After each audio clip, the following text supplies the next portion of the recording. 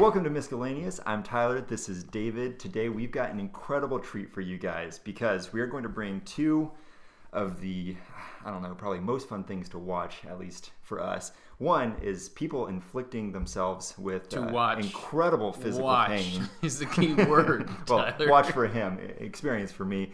We are going to be doing the Paqui One Chip challenge. I've done it before. I think this is the first time for you. I don't want to. Yeah, no, that's going to be fun. Our goal is to go for an entire hour, but the way that we're going to achieve the hour is by reading our favorite stories from our favorite horror books. Yes. This is actually a book written by David, Scary Tales. And it's his favorite. He already said it, so he can't take it back. I've read it multiple times. The audiobook is currently underway. Yeah, it will be here soon, but you'll get a sneak peek at that as we read it. Probably fairly coherently tonight. I'm going to choose my story ahead of time so that I can just, so that I can just pick it up and I don't have to waste time flipping through here, probably soaking the book with tears. Yeah, that'll definitely happen. Well, while you look for your book, I'll go ahead and open up my box and kind of show off some of the contents. You do that. This is coffin shaped, which is very fitting considering what's inside. You open it up, there's a small bag with a chip in it. There's pictures. Yeah, there are pictures in there it's mostly just a warning to try and keep you from what to expect. Yeah. Tongue takeover, shock the senses, surge of tears. This doesn't sound like reading a chip so much as we're experiencing the plagues of Egypt. That's basically jolt to the gut, voltage overload. So there you have it. Yeah. That's what you're going to experience over the next hour along with us. I don't want to ride this train. Uh-huh. Oh, is that the chip? That's the chip, yeah. It's sealed for maximum flavor retention. What? Yeah. The rules for the challenge. You have to eat the entire chip. Prove it by showing our tongue because our tongues will turn blue when we first eat it. At that point, we'll start the timer. We're shooting for an hour. I might cry. Okay. Well, actually, I'm definitely going to cry. Here you go. If you only make it 1 minute, you're powerless. That's me. 10 minutes, you're powerful. 30 minutes, supercharged. 1 hour, invincible. That's what we're going for. I will happily take the powerless and just go home and have a wonderful night. Got a glove up. Let me tell you, you do not want to get this stuff in your eye. Are you opening it up right now? Open that bad boy on up. Can I smell it? You want it? Why is it blue? It's to make your tongue blue. Oh, it actually doesn't smell that hot. It smells like cotton candy. It doesn't smell that hot. Oh, what a shame. Mine's missing a corner. Oh, no. What a shame. It's so sad. A little smaller. Mm-hmm. Are you ready? My wife is literally here to call the ambulance. I'm not joking. I literally have her here on that agreement. Am I ready? Are you? Do you already have a story ready? I was just going to start at the beginning and read. You're just going to... Okay. Yeah. The longer stories are in the beginning. That's okay. Okay. I'm starting with a short classic. I hope that it's okay. So we'll go... Who's telling a story first? Well, you've got yours picked out. So I'll go first? Stick it in. Unless you have to run off camera. Then I'll start. I don't want to do this anymore, man. Yeah, we've already gotten here. Should I count us down? All right. 3, 2, 1, go.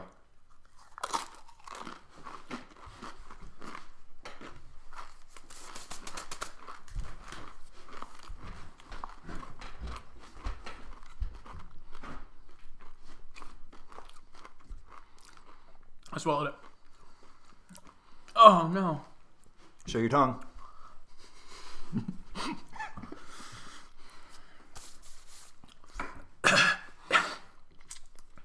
Should I start? Yeah. What story do you have for us today, David?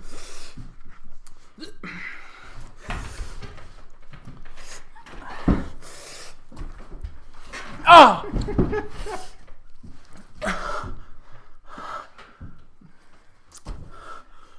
I think I'm dying.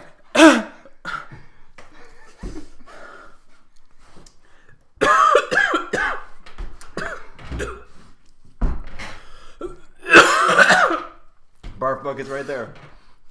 This story...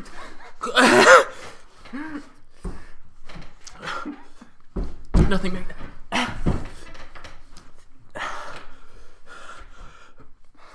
The hook!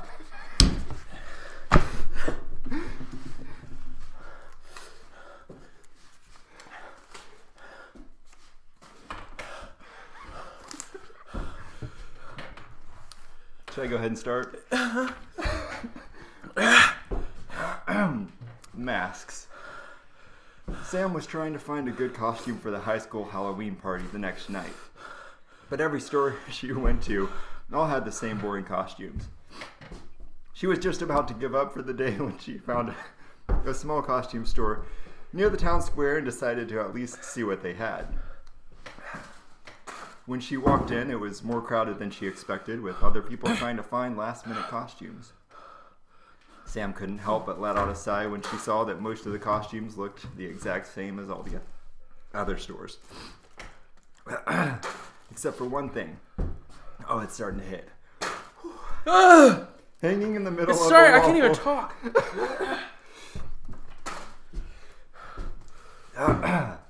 Hanging in the middle of a wall full of masks was the scariest Halloween mask Sam had ever seen.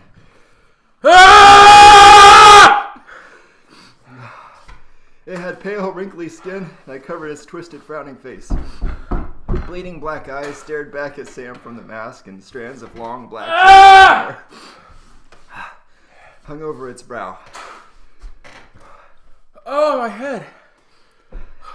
She picked up the mask and looked it over. The first thing Sam noticed was just how real the mask seemed. It felt so much more like actual skin. Oh, I'm so scared of your story. She didn't see a price tag on it, though, and when she took it to the register, they didn't seem to know how much it was either. Just take it, the store manager said. Oh, this is hell. This is actual hell. Oh my god. I might need something. Seriously. Oh, my nose is... Oh, it's numb. Dude, I think I'm dying. You look like you're dying. Get the ice cream ready, like for real. What? I might die. No, only 3.5 minutes. Dude, I might die. Make it a 10. You can do it. Honey. My nose is tingling so bad. Oh. Alright. You tell your story, man. Just take it, the store manager said. Sometimes people leave stuff in here by accident, and this mask isn't in our inventory anyway. When Sam got home, she hung the mask on the bathroom door downstairs in a plastic bag. Then she went into the computer room to get some homework done. It was starting to get late, and eventually Sam was the only one awake in the whole house. She let out a yawn and decided that she had better get ready for bed, but before she got out of her chair, she heard what sounded like a plastic bag hitting the floor by the bathroom. When she got up to see what it was, she saw that the bag with the mask was in it, laying on the floor. That's weird, she thought, and she hung the bag back on the doorknob. Sam went into the bathroom to brush her teeth, but while she did that, she heard the bag drop to the floor again. This time she tied the bag in a knot around the doorknob to make sure it wouldn't fall. Worst experience of my life. That should do it, she said to herself while she walked into the kitchen to get a glass of water. Oh, terrifying story! But when she walked past the bathroom, she saw that the bag was on the floor again. Only this time the mask was gone. Sam stared at the floor in disbelief. Oh, jeez. What's going on, she wondered. Is somebody still awake? I'm going numb. I'm dying. She bent down to pick up the bag, but before she could grab it, the light in the living room turned off. 5 minutes. Oh, I've never been here like this before. Sam walked down the hallway towards the living room slowly. Then she stopped. In a dark corner of the living room, she saw the black outline of something crouched down, as if it were waiting and watching her. Sam was so frightened she could hardly move. Her hands were shaking at her side as she decided to back away slowly. The shape just stayed there, crouched in the ground, staring at her from the darkness. Oh, jeez. Sam took another step back, then another, and then another until she was almost back in the computer room. Suddenly, the creature jumped at her. Reach to me. It ran along the floor on all fours like a predator getting ready to pounce.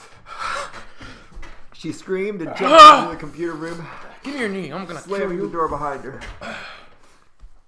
She could hear the creature scratching at the door trying to get in when suddenly everything was silent.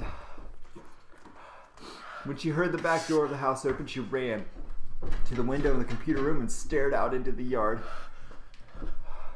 At first, her eyes had to adjust to the darkness outside, but then she saw it. The creature was standing in the yard, staring back at her. Sam gasped when she realized that his face looked just like the mask she had bought. At that moment, the creature turned and disappeared into the darkness. A moment later, Sam's father was knocking on the door to see what was going on. Early the next morning, Sam walked into the yard. She didn't have to go too far until she realized the mask was laying in the dew-covered grass. Sam put the mask back in a plastic bag, drove back to the costume store, and put it back on the shelf. Donald and Sarah went to the movies. Then they went for a ride in Donald's car.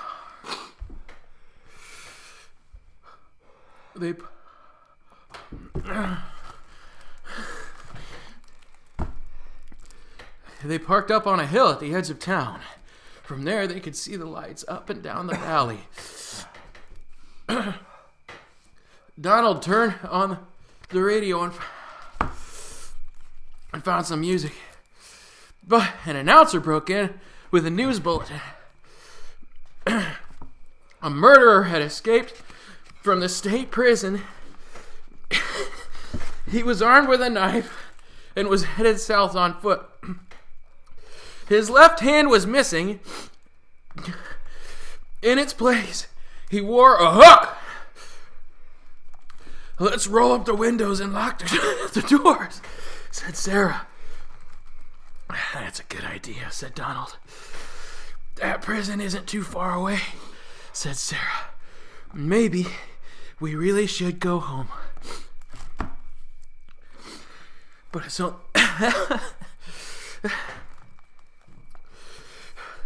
it's only 10 o'clock, said Donald. I don't care what time it is, she said. I want to go home. Look, Sarah, said Donald. He's not gonna climb all the way up here. I can barely see the pages, dude.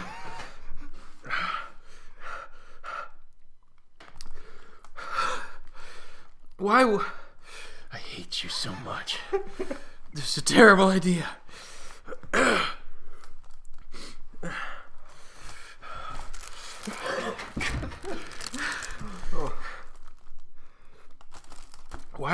Why would he do that? Even if he did, all the doors are locked. Ah! How could he get in? Donald, he could take that hook and break through a window and open a door. Oh, I'm sorry for anybody that saw that. She said, I'm scared. I want to go home. Donald was annoyed.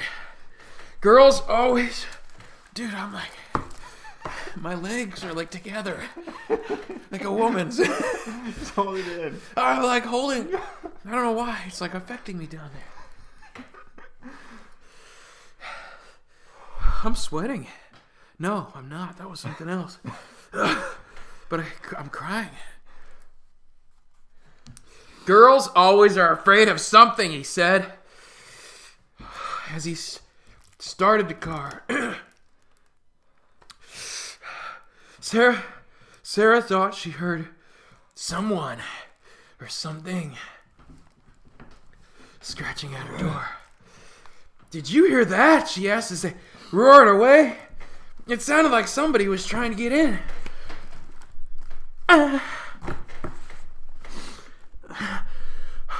Oh, sure, said Donald. Soon they got to her house. Would you like to come in and have some cocoa? She asked. No, he said. I've got to go home.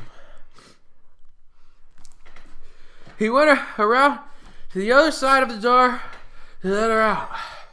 Hanging on the edge of the door handle was a hook. The end. Oh my gosh. Everything's coming out. Well, we made it past 10 minutes. I haven't thrown up yet. We were Shut up! technically Shut powerful. up! Tell another story. All right. The shape. Oh, my hands are tingling so bad. Dude, my face has been tingling. My face is shriveled. I don't have a face anymore. My stomach's on fire now, too. Oh, it's made it all the way down. I don't apologize Oh, to everyone that has watched all of my fluids come out of my face. It hasn't all been mucus and saliva either. Just whatever you want to believe there. All right, the shape. Kayla had been laying on the couch watching TV in the basement. When it started to get pretty late, she couldn't help but fall asleep. Her father went down into the basement, turned the TV off, and covered her up with a blanket. About an hour after her father had gone back upstairs, Kayla suddenly awoke. She lay there blinking for a moment. The only light in the basement came from an old clock her parents had hanging on the wall.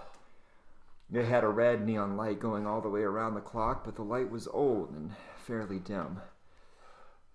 Kayla strained her eyes to see her wristwatch in the dim red light. It was midnight. She was about to get up and go to her room when she noticed something out of the corner of her eye. It was hard to see in the faint red glow of the clock, but to Kayla it looked like a black shape was standing in the corner of the room by the TV, watching her.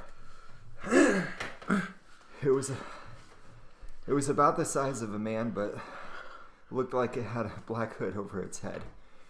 Kayla could see the red glow of the clock reflecting off of its eyes. Kayla closed her eyes tight, thinking it was just a trick of the mind. Stupid Kayla. Because she was so tired.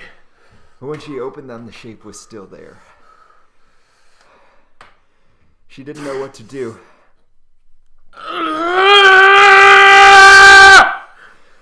I think if I go Super Saiyan, it'll help.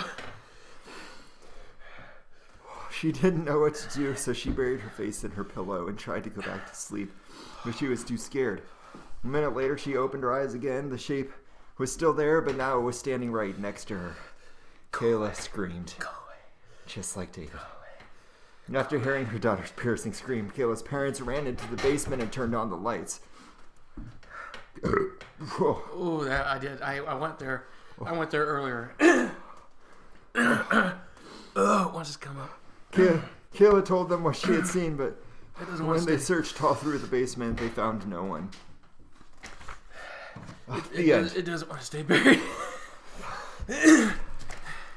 The big toe. I want a big glass of milk. A boy was digging at the edge of the garden.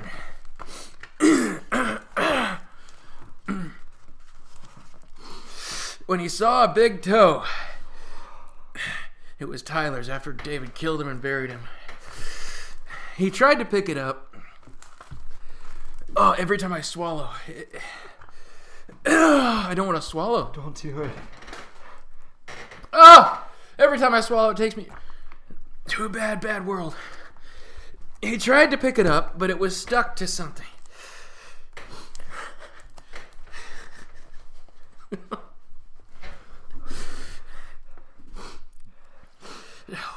Hold me.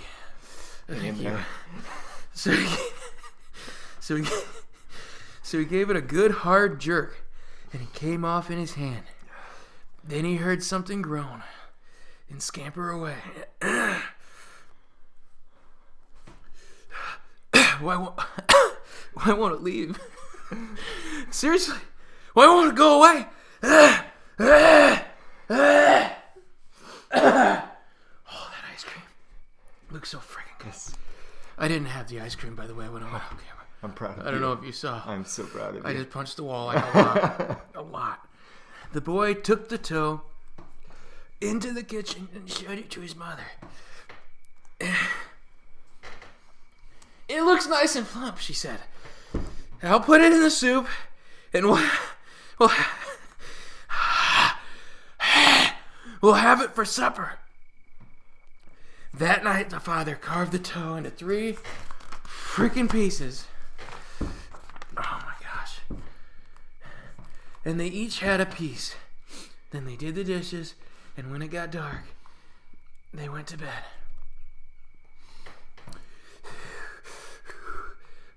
The boy...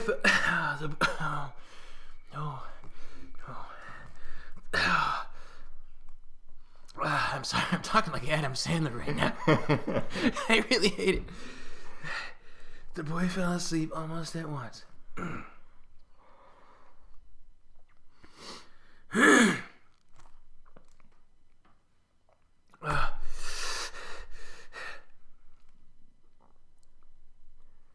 not doing it.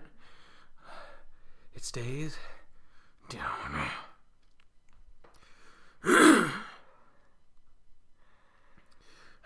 I'm gonna lick this spoon off. No, it's not no, for. It's that's not for cheating. relief. No, it's not for cheating relief. because it's eating. It's to keep You it can't- down. Don't do it. It's either keep it down or it comes up. That's gonna. I gotta tame your do tongue. something. Don't do it. Take my tongue. Hang strong. My tongue is in hell. Just Dude, it's like gonna come up.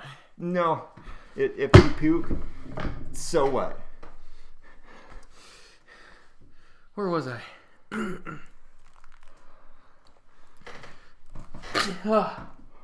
Oh, shouldn't have done that. But in the middle of the night, a sound awakened him. Oh, dude, it's down here. Oh, once it hits your pit, it's just it burns so Don't bad. talk about my pit, not without my permission or consent. It was something out in the street. It was a voice. And it was calling to him. Where is my toe? It groaned. When the boy heard that, he got very scared. But he thought, it doesn't know where I am. Oh no, please no. It never will find me. Then he heard the voice once more. Only now it was closer.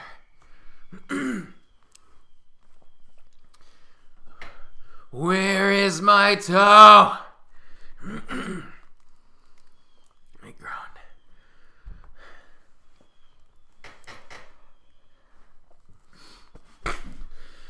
The boy pulled the blankets over his head and closed his eyes. I'll go to sleep, he thought. When I wake up, it will be gone. But soon he heard the back door open. And again he heard the voice. Where is my toe? It groaned. Oh, every time I swallow. Then the boy heard footsteps move through the kitchen, into the dining room, into the living room, into the front hall. Then slowly, they climbed. I'm going to throw up on you. Then slowly, they climbed the stairs. Closer and closer they came. Soon, they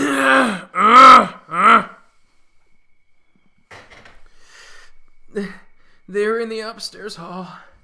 Now they were outside his door. Where is my toe? The voice groaned. His door opened. Shaking with fear. Oh no, he listened. As the footsteps slowly moved through the dark towards his bed. No. Then, oh dude, it's bad. It's right here. Oh, it's bad. Then they stopped. Oh, I don't like it. Oh, I don't like it. Where is my toe? The voice groaned.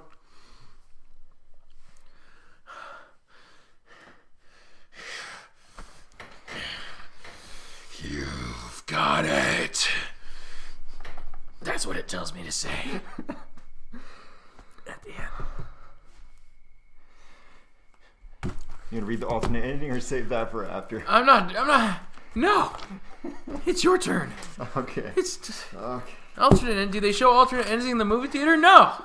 They don't. You gotta pay extra for those. Oh my gosh.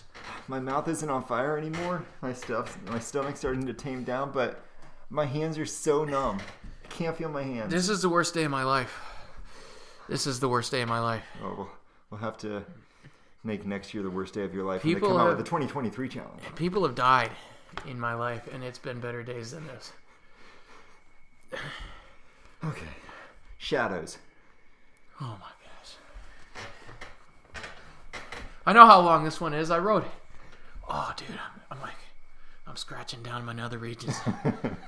It's bothering me down there. 22 minutes. Only 1/3 of the way 22 done. minutes left. 1/3 of the way done. This is 40 more backwards. minutes. You get to... Yeah, right. You get to eat your ice cream as much as you want. Shadows. It's coffee flavored. Oh, nice. It looks so good. It's the best. Dude, you kind. got crap on your face. You've got crap on your face. I do? Yeah. Dude, I don't want to save any of this for later. Oh, jeez. I don't ever want to see the color blue again. Oh. Ever again. I'm not getting that on my tongue. Oh, dang. We should have brought baby wipes. Are there baby wipes in the Prius? Yeah, I drive a Prius. I'm secure in my masculinity. Go ahead. Okay, shadows. If you traveled through the deep countryside of the Midwest, you would probably find yourself near the town of Burke. It's a small town community in the midst of rolling fields and deep woods where hardly any city folks would visit unless they were stopping for gas while traveling through. It's a quiet area where people often said that the only constant sounds were the chirping of the crickets and every now and then a soft breeze blowing through the Get fields. close to the microphone so they can hear your scary voice.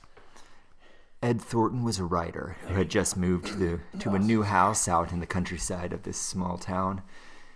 There were a few other houses around in his area, but the thick woods and vast green cornfields in between them gave him plenty of privacy.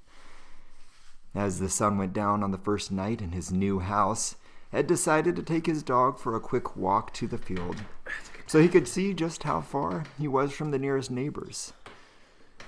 It was too humid to be outdoors earlier that day, but as the sun set, a cool breeze began to blow in. As Ed walked, he gazed into the sky to see the clouds grow dark red, reflecting the light from the sunset. When Ed got close to the nearest house, the sky was almost completely dark. "Boy, we got here just in time," he said to his dog, and decided it was probably time to turn back. But when he stopped to turn around, Ed noticed something. Out in the darkness against the dim light from his neighbor's front window, Ed swore he could see dark shapes moving in the blackness of their yard. It looked like the silhouettes of several girls dancing and waving their arms in the air. The shadows moved back and forth, up and down, almost as if they had no control of themselves. Ed stood stock still in the dark, straining his eyes This to is your see spoon. if what he was looking... It's been in my pocket this whole time. I'm going to put it right here. Thank you. Ed stood stock still in the dark, straining his eyes to see if what he was looking at was real or if it was just his mind playing tricks on him. He jumped nearly a foot when his dog let out a loud bark. My mouth is numb. Mistakes today. It's okay. "Be quiet," Ed barked, Oh, okay. whispered, shouted. When he looked back, the shadows were still there, only now the dancing had... Oh, my mouth is so numb right now. Dude, my whole face is numb. My head. The experience that my head felt when the chip went down. Like, I've never felt anything like that in my life. It's still recovering. My arms are completely they're gone. The shadows just stood there against the faint light of the window behind them, completely still. Ed felt like they were staring back at him, and he turned to walk back to his house. Ed walked quickly down the gravel road through the woods, every now and then glancing over his shoulder to see if the shadows might be following him. Suddenly his dog growled and pulled the leash from Ed's hand, running back towards his neighbor's house. "Hey!" Ed shouted, "get back here!" And he ran after him. It's good, man. Ed could not see in the darkness, but he could hear his dog barking and growling as it ran. When the dog finally stopped barking, Ed found him standing on the edge of the large cornfield, surrounded by dark woods. He could hear what sounded like voices coming from the woods on the other side of the field. He cautiously wandered through the tall green corn stalks until he had reached the other side, and as he began to make his way through the dark woods, the voices grew louder, and Ed thought he saw the orange glow of a fire not too much further. When Ed got closer, he realized that it was indeed a fire, and dancing around it were 3 young girls with long black hair. "It's the girls from my neighbor's house," Ed thought. Ed watched as the girls danced around the fire, waving their arms and jerking their heads around as if they were puppets being pulled around by some unseen force. It made Ed feel uneasy, and he decided to leave. He turned to walk away and accidentally stepped on a fallen branch. At the sound of the cracking branch, the girls stopped dancing. Ed turned back around to see the girls standing in the glow of the fire. He could not see their faces through their tangled black hair, but he knew that they were staring right at him. Ed opened his mouth to speak, but before he could say anything, the girls parted their hair from their faces. Ed gasped when he saw the pitch blackness of their eyes, as if there was nothing there. Then they opened their mouths, revealing rows of sharp, jagged teeth like that of a wild animal. The girls got down on their hands and knees and screamed a horrible animal-like scream. Ed turned and began to run. With his heart thumping in his chest, he ran as fast as he could through the woods, but he could hear the girls running after him. Several times he lost his way and would fall into the undergrowth, but eventually Ed made it back to the cornfield. He could hear something following him through the field, growling and breaking its way through the thick corn stalks until, finally, Ed emerged from the other side. He stood there for a moment, panting with sweat dripping from his forehead. He waited at the edge of the field for a minute or two, but all was silent. The only sounds he could hear was the chirping of the crickets and every now and then a soft breeze blowing through the fields. 28 minutes, 45 seconds. We're almost at the halfway mark. This is where I bring out the surprise that I told you about. I told David that I was going to bring something out halfway through. He's not going to have to experience this, but I actually brought myself a second chip, and I'm going to eat it. You're out of your mind. I've never actually been afraid to be around just like one-on-one with somebody before, but now I really am. Get on my extra gloves before I open this up. Oh, I'm going to regret this so bad. I can't believe I'm doing this. But I can't believe you're doing this either. You couldn't pay me to do that, what you're doing right now. A little backstory here. So I did the chip challenge. Today is Friday. I did this chip challenge on Monday with my coworkers. My boss, Marshall Brown, yeah, I'm calling you out. He challenged me to do more than one. He said 3, but that's taking it a little bit too far. So I'm doing 2. Technically, the rules say that you're not allowed to eat anything, but I don't think this counts considering that it's the same thing. I don't even understand your brain chemistry, dude. And like 3, legitimately, 2, 1, 30 minutes.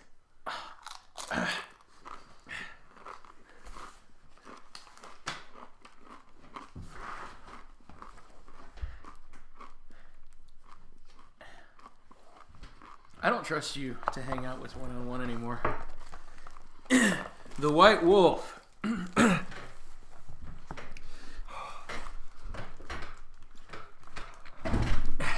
The Timberwolves around French Creek had gotten out of hand.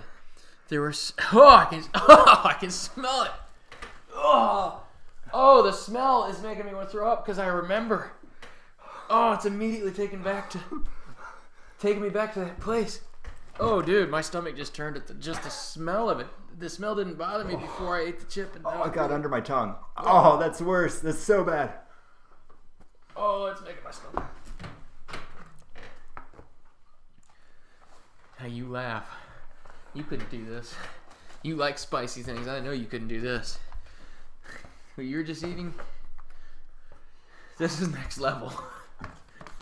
This is next level. Okay. The timber wolves are... I already read that. There were so many wolves, the farmers could not stop them from killing their cattle and sheep. So the state put a bounty on them. That's taxpayer money. I disagree with that. It would pay a hunter $10 for every wolf pelt he turned in. A butcher in town named Bill Williams.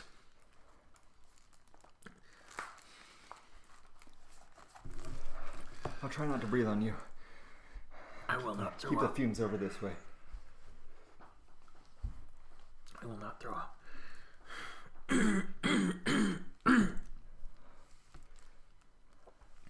A butcher in town named Bill Williams thought that was pretty good money. Bill's an idiot. $10 for a wolf pelt is nothing. I saw a bearskin rug on Facebook Marketplace today. $750. Just saying.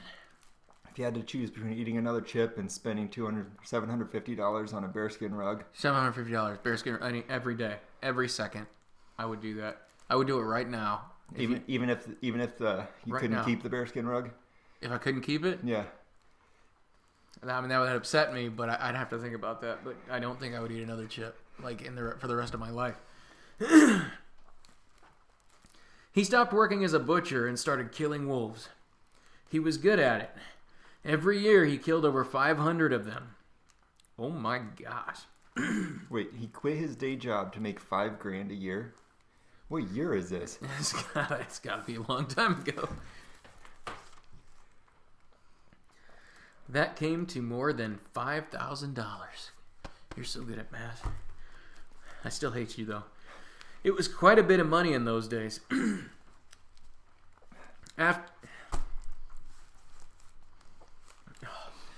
It's sitting on the back of my tongue still. After 4 or 5 years, Bill had killed so many wolves there were hardly any left in that area. So he retired. And he vowed never to harm another wolf because wolves had made him rich. I mean, side commentary, I'm happy he retired. I thought it was going to be like he retired for the good of the animal because he wiped out so many of them. But it's just because wolves had made him rich. Taxpayer money. That's right. Then one day, a farmer reported that a white wolf had killed 2 of his sheep. I'm sorry.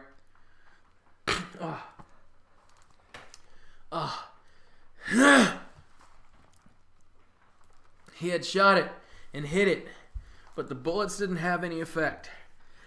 Soon that wolf was seen all over the countryside. Oh, I'm so sorry. I did that on instinct. I love this book.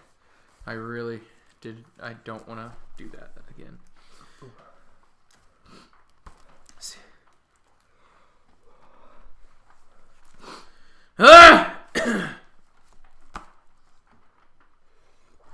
Oh, it's killing my sinuses.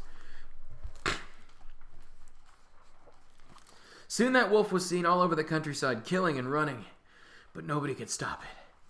One night, it came into Bill's yard and killed his pet cow. Bill forgot about his decision never to harm another wolf. He went into town the next morning and bought a young lamb for bait.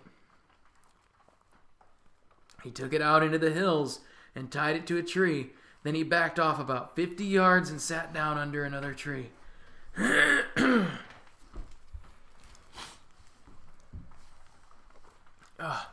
With his gun in his lap, he waited.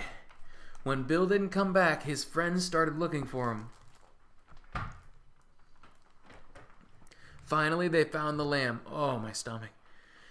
It was still tied to a tree. It was hungry, but it was alive. Then they found Bill.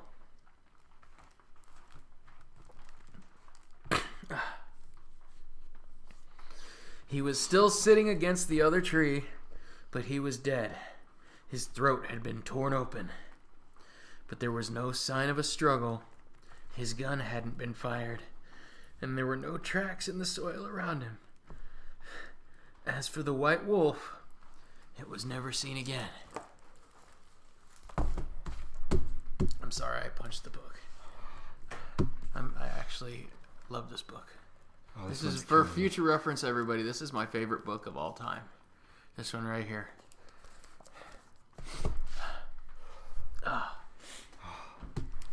Outside the Bible.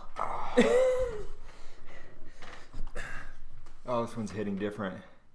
Oh, it's hitting so hard. Dude, my upper stomach is, you know, the part of your stomach that like feels stressed when you're like Yeah. about to throw up? Yeah, oh. Your eyes are red. Oh, dude. My upper stomach is like about to have a child. Like, I feel like I'm gonna have kittens right now out of my mouth. Well, we're at 37 minutes. We're past supercharged. She's laughing. All right. I'm supercharged, dude. I'm about to poop. The Karagar. Ben's family. Good thing we have brown chairs. Oh, you know it. Ben's family had. Oh, jeez. Ben's family had lived near the bayou of Louisiana for as long as he could remember. You can do it. His mother had grown up in a small house, literally surrounded by swampland. Get closer to the microphone. Oh, I can't bend over. Scoot close. Scoot. Nope. Okay, you can do it. Surrounded by swampland. I might need that puke bucket. Take it over to you. You have my permission to die. What did Bane say? You have my permission to die. Now you have my permission to die. I don't even want to see the color blue. Like, I'm actually serious. The swampland was infested with gators and poisonous snakes. Venomous snakes. But when she met Ben's father, they moved to a small suburban neighborhood nearby. You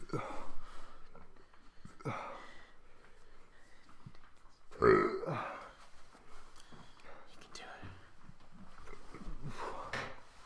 it. We did this. We started this journey together. Ben had just graduated middle school and had gotten out for summer vacation, so his parents said that if he wanted to, he could stay out at his grandma's house for a week with his friends to celebrate.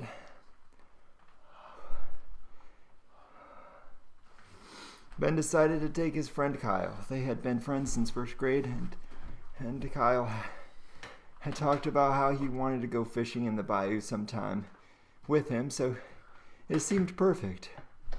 They packed their things and left the day after school had ended. Well, I feel like a child reading their book report. I can't put any emotion into this. I can't either. I feel like I can a little bit. I almost touched my eye. I don't know if that Oh, matters. don't do that. I was wearing the gloves. Oh, you're wearing gloves. You're fine. As long as you did touch the corner of your lips afterwards. Well, that was with my shirt. Oh, okay. Just don't rub your eyes with your shirt. Okay, it's starting to settle. I think burping helped. Just got to get through this. I think it's raining. I want to hold my tongue out the window. Well, we're almost to 40 minutes. Almost 2/3 I done. hate Dude, everything about this. Cool. You can do it. You can do it. Ben had not been to his grandma's house in a long time, but his mother remembered the way there perfectly. It was a long, muddy stretch of road through the murky swampland. But after a while, they drove up to a pleasant-looking house with a small but nicely kept front yard. Oh, I just want to curl up in a ball. His grandma was just the way he remembered her, a plump, cheerful, elderly woman who was quick to offer to cook for the two boys as soon as they showed up. That night, after a big Southern-style meal, Ben's grandma began to tell the two boys all sorts of stories about growing up in the bayou. She told them stories of raising Ben's mother, but she also told them old ghost stories from the swamps that she had grown up with. One story in particular caught Ben's attention. My father used to tell of a swamp monster called the Karagar, she said. He even claimed to see it once when he was a boy. He said it had scaly skin like an alligator, but it stood upright like a man. The boys leaned in as she told the story of how the Karagar would wander the swamps both day and night, looking for children to grab and take back to its lair, where it would devour them alive. Nice. My father said that he was out fishing one evening, she continued. He was just about to pull his line in and go home for the night when the creature's head popped out of the water in front of him. That's right. I drew a picture. He said it had skin like an alligator's and bright yellow eyes Oh, my ears just popped. that almost seemed to glow in the dark. My ears just popped. I had no idea they needed to pop. That was the pressure in my head. Maybe you need to eat more spicy chips more often. No, it was. I Cleans think it everything needed to out. pop because of the spicy Oh, chip. well, never mind then. Oh, jeez. It slowly raised itself from the swamp and began to walk towards my father, but he turned and ran home as fast as he could. Do you actually believe that story about your great-grandpa? Kyle asked Ben as they lay in their beds later that night. No, Ben said, old people are always making up stories to scare kids like us. The next day, Ben and Kyle got up later than they wanted to, so they were in a hurry to get into their grandma's old metal boat and head into the swamp. You boys better be careful, she said as they rushed out the door. Stay away from any alligators. Of course, Grandma, Ben shouted back. Thank you, Captain Obvious. I didn't know we should stay away from alligators. Who wrote this freaking thing? I don't know. They loaded all their fishing gear into the back of the little boat and started the motor. Oh, my stomach's settling now, okay. Dude, mine's not. They had planned on staying in the swamp most of the day, so Ben's grandma had packed them some sandwiches. Oof. Oh no. Oh, yes. Oh, yes. Lost, precious, lost. False.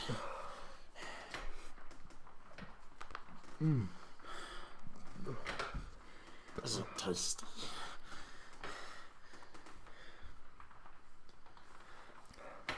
After lunch, they decided to check out an area where the swamp emptied into a big open lake. There was a small island in the middle of the lake that caught Kyle's attention. Let's dock the boat there and check it out, he told Ben. I don't know, Ben said. If we don't head back now, we might not get back till after dark. Come on, Kyle said. It'll just be a quick stop. What if there is something cool on the island, like an abandoned boat or something? Oh. Ben told him they would stop only for a little bit, so they docked the boat and got out. It's not that scary. It's okay. Dude, I feel it in my groin now, man. I feel it in my bad. I feel it in my area. They docked the boat and got out. Watch for rattlesnakes, Ben said, but Kyle was running away ahead of him. The two boys investigated the island until they found themselves on the exact opposite side of where they had left the boat. Chills going up and down my spine. Just for the record, I've never been to Louisiana. Oh wait, maybe I passed through it, but I've never spent any time in Louisiana, so I don't know if there's rattlesnakes. I'm gonna apologize to anybody from Louisiana that might be watching. There's nothing cool here, Ben said. Let's go back. Let's just cut across the middle of the island, Kyle said. It's not very weedy, and it'll take much less time than walking all the way back around. As the two boys walked across the island, the sun began to set, and Ben began to wonder that they wouldn't make it back to his grandma's house in time. We really need to hurry, Kyle, Ben said, looking up. But Kyle was nowhere in sight. Ben stopped walking and called out to him, but there was no answer. Ben ran through the brush ahead of him quickly and found Kyle staring into the entrance of a dark cave. Look at this, Kyle said with excitement. Let's check it out. We don't have time, Ben said, but Kyle had already entered the cave. Reluctantly, Ben followed him inside. It was so dark in there that Ben had to feel his way around. I gotta keep twisting and moving around because my upper stomach is like it's not in a good place right now. Whatever it takes. 15 more minutes, 14 more minutes. Reluctantly, Ben followed him inside. It was so dark in there that Ben had to feel his way around to keep from running into things. It was cold in the cave, and even the smallest sounds would echo off the walls with great volume. The tiniest drips of water hitting the ground sounded like someone was throwing rocks at the walls. Ben could hear Kyle's footsteps ahead of him. He tried to walk faster to catch up, but in his hurry, he hit his head on a low-hanging rock. Ben fell to the ground with a groan, grabbing his head to see if it was bleeding. Then he noticed something strange. There was something laying all over the cave floor. Dude, you're shaking. You're like shaking. Dude, this is hitting so hard. The story is just, it's scary. You're shaking because you're afraid. Yeah. You're trembling. It's terrifying. You've got goosebumps. Ow! There was something lying all over the cave floor. Oh, dude, your breath is bad. It's bad right now. Does it all around smell like the color blue? Dude, it's bad. It's reminding me of the chip. The first time I experienced the chip, I was there. Felt like an eternity ago. 3,000 years ago. I was there when the strength of men failed. Oh, he felt around and grabbed one of the things he had laid on. He felt it over for a moment or two, then he let out a gasp. He could not be sure, but it almost felt like he was holding a human skull. Ben dropped the object and stood up. He did not hear Kyle's footsteps anymore. "Kyle?" he called out, but there was no answer. "Kyle, come on," he shouted. "We need to go." Again, there was no answer. Ben began to slowly back away towards the entrance of the cave. It was still black as pitch in there, so he still had to feel along the walls for guidance. "Kyle, come on, out of there," he called again, his voice shaking, just like mine is doing now. Everything was silent. Just then, Ben heard something else coming from the inside of the cave. It sounded like footsteps.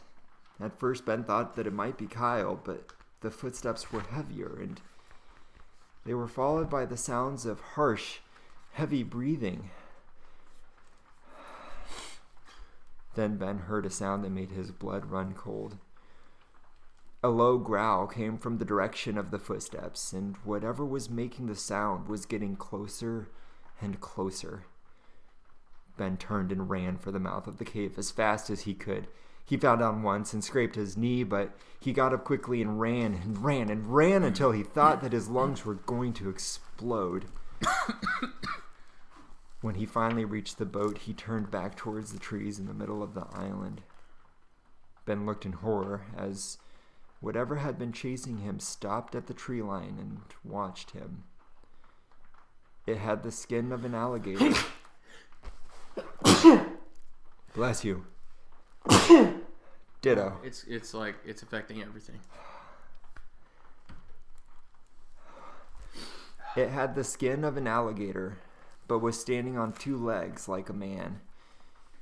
It stared at him with its glowing yellow eyes from the shadows, and then it was gone. Later that night, the police searched the island and the swamp around the island. They found the cave and several old skeletons inside that they said could belong to any missing people from the last few days. Yeah, you saw what was Any missing people from the last few years. But they found no trace of Kyle. They decided to question Ben about it the next day, but he never, ever spoke. Ever again. My turn. Go for it. It's my turn. Go for it. The haunted house. I keep thinking I'm gonna be able to tell these stories better, but it's just like every time I start, my stomach's just like, no, you ain't talking. Not today. Not today, Brother David. No.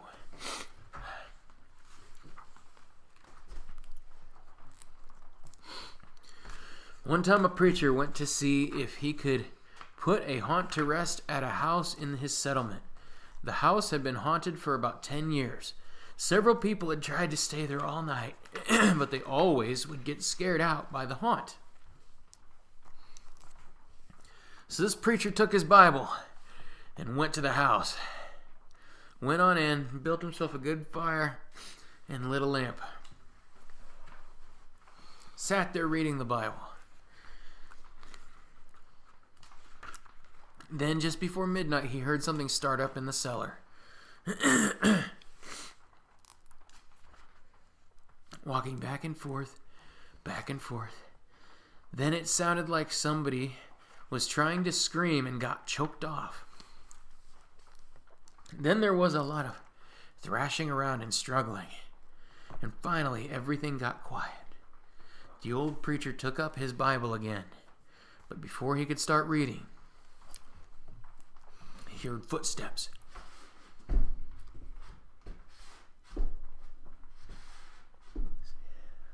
See what I'm doing for... Oh, no.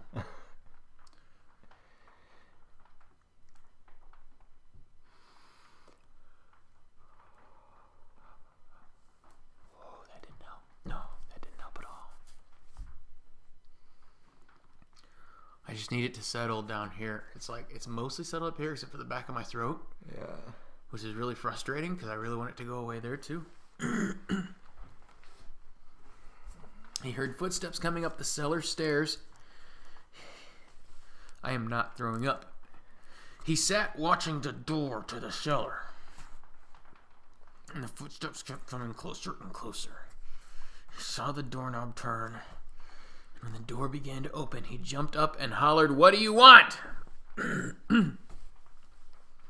The door shut back easy like, and there wasn't a sound. The preacher was trembling a little, but he finally opened the Bible and read a while. Then he got up and laid the book on the chair and went to mending the fire. Then the haunt started walking again and step, step, step up the cellar stairs. Oh no.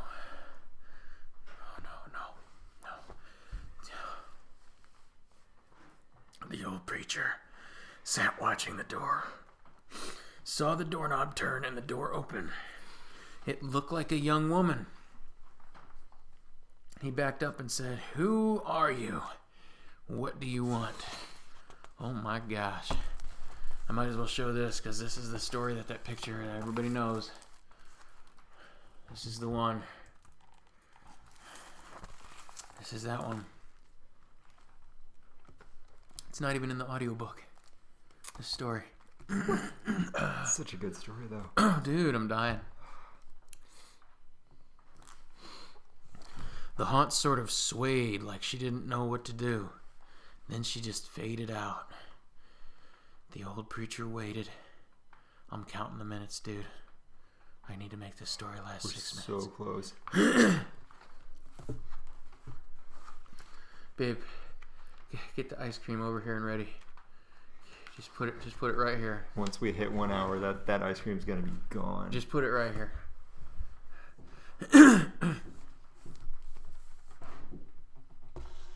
The old preacher waited and waited, and when he didn't hear any more noises, he went over and shut the door. He was sweating and trembling all over, but he was a brave man, and he thought he'd be able to see it through. So he turned his chair to where he could watch, and he sat down and waited. Come on, 5 minutes. Slowly. Oh, wait. It wasn't long before he heard the haunt start up again, slowly. Step, step, step, step. Closer and closer. Step, step. And it was right at the door. The preacher stood up and held his Bible out before him. Then the knob slowly turned, and the door opened wide. And this time, the preacher spoke quiet like. He said, "In the name of the Father, the Son, and the oh my gosh. Oh, that one hurt. Oh, that was a bad one. And the Holy Ghost, "Who are you and what do you want?" The haunt came right across the room, straight to him. Dude, I'm getting numb again.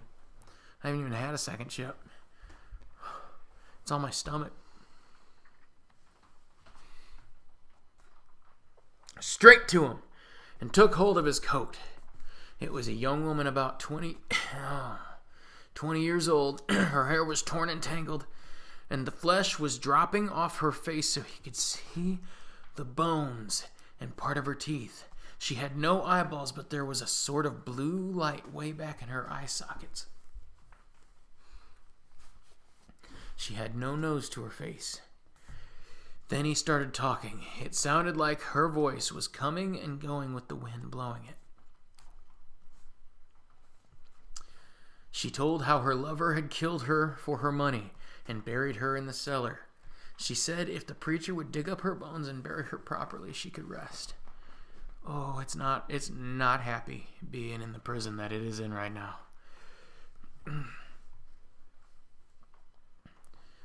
Then she told him to take the end joint of the little finger from her left hand and to lay it in the collection plate at the next church meeting. And he'd find out who had murdered her.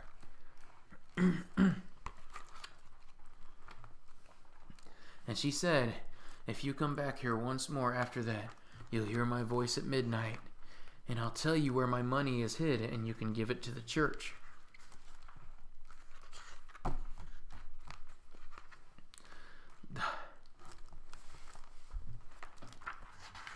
The haunt sobbed like she was tired, and she sunk down toward the floor and was gone. The preacher found her bones and buried them in the graveyard. The next Sunday, the preacher put the finger bone in the collection plate, and when a certain man happened to touch it, it stuck to his hand. The man jumped up and rubbed and scraped and tore at the bone, trying to get it off. Then he went to screaming like he was going crazy. Oh, my arm's numb again. Then, he confessed to the murder. And they took him on to jail. After the man was hung, the preacher went back to that house one midnight, and the haunt's voice told him to dig under the hearthrug. Oh, no. Stay. Oh, bad. And where that haunt... he did. And he found a big sack of money. And where that haunt had held onto his coat, the print of those bony fingers was burned right into the cloth. It never did come out.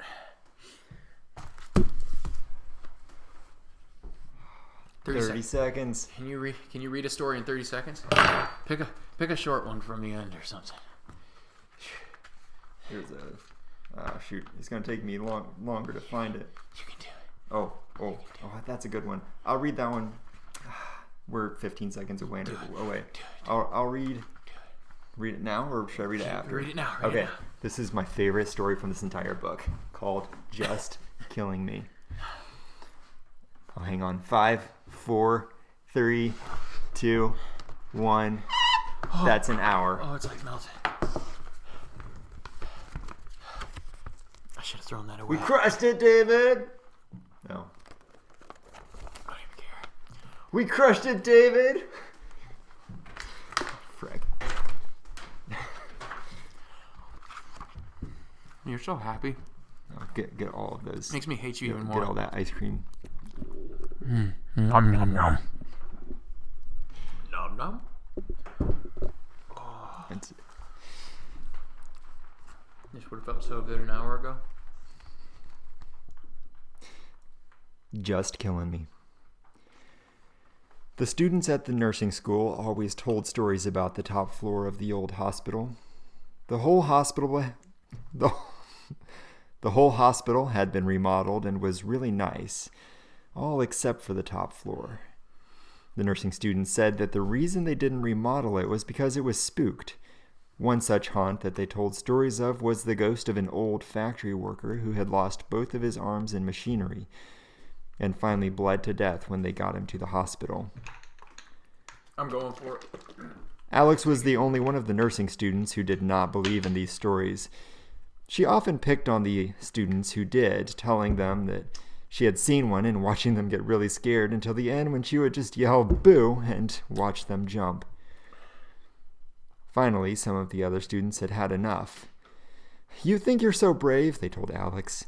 "Why don't you go up there tonight during your shift?" "Sure," Alex said. "Maybe if I go prove there's nothing up there, it will finally put an end to your silly stories."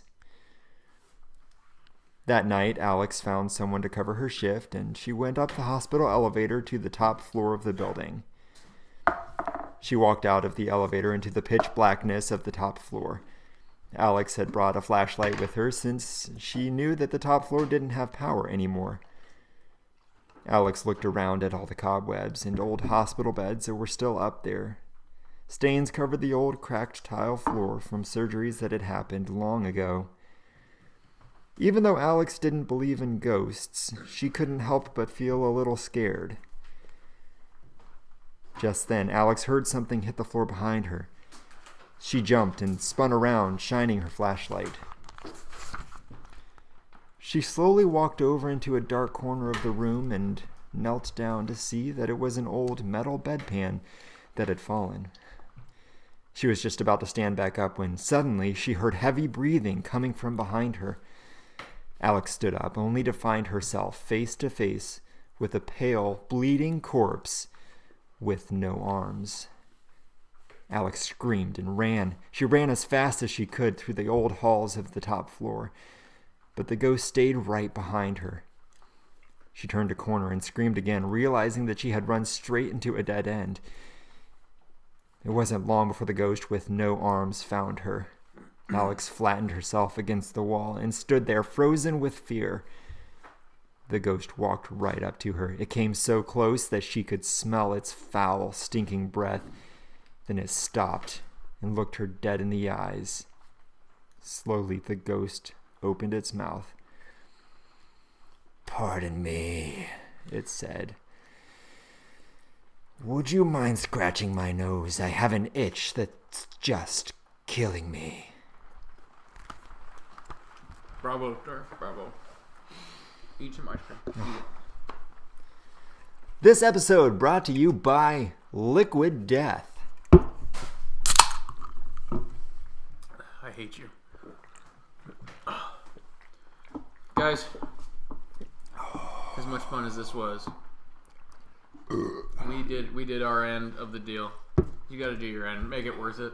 You know, I'm gonna have a terrible day at work tomorrow, for sure. Like, guaranteed. So the least you can do is subscribe. And something about a bell. I don't know. You say it. Yeah, whatever. If you want to see content that is nothing like this, subscribe, and we'll be back. We'll be back when we're back. Not for this. I mean, Oh, they'll release another chip in 2023. oh, my stomach's turning. I don't know if I'll get him to do it, Real but bad. I'll be back for it. But Oh, dude. Oh, it's bad. yeah, no, we're signing off. Deuces. Goodbye. Forever.